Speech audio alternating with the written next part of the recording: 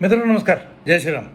September 2021मध्ये 4 वर्षामागे Sharad पवारांना केवळ त्यांना शक्य आहे अशा शब्दात त्यांनी काँग्रेसला डिवचले होते.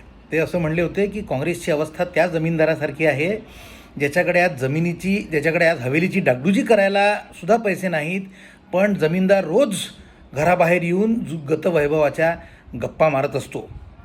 2 दिवसामागे राहुल गांधींनी व्होट चोरीच्या केलेल्या प्रेझेंटेशनच्या दरम्यान शेवटच्या रांगेत बसलेल्या उद्धव ठाकरेंना बघून मला शरद पवारांच्या या वक्तव्याची आठवण आली.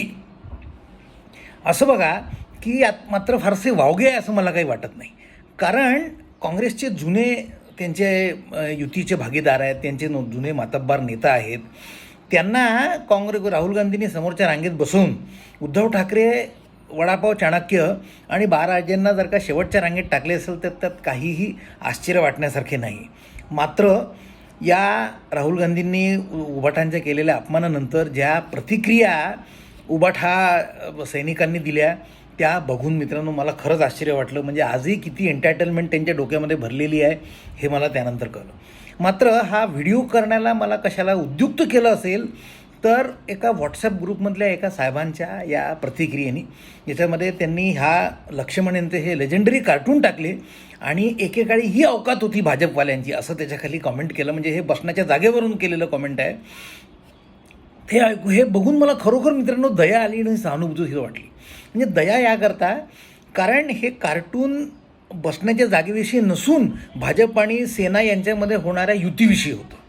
आणि सहानुभूती याकरता वाटली कारण या शेणक्यांप्रमाणेच मी सुद्धा एकेकाळी बाळासाहेबांचा निस्सीम चाहता होतो हिंदुत्वाच्या राजकारणामुळे. म्हणजे होतो आणि आज आहे, पण आता ते आपल्यात नाहीत. आणि आज उद्धव ठाकरेंना तोच मान दिला जाणार नाही हे उघड आहे. असं असतानासुद्धा हे शेणके मात्र सतत प्रेयसी पळून गेल्यासारखे वागत असतात. यांची अपेक्षा ही असते की उद्धव ठाकरेंनासुद्धा तोच मान दिला जावा. आणि अजूनही त्यांना असं वाटते की बाळासाहेब आपल्यात आहेत, म्हणून मला त्यांच्याबद्दल सहानुभूतीचं वाटते. उद्धव ठाकरे आणि राहुल गांधी यांची अवस्था थोडीफार मित्रांनो सारखीच आहे.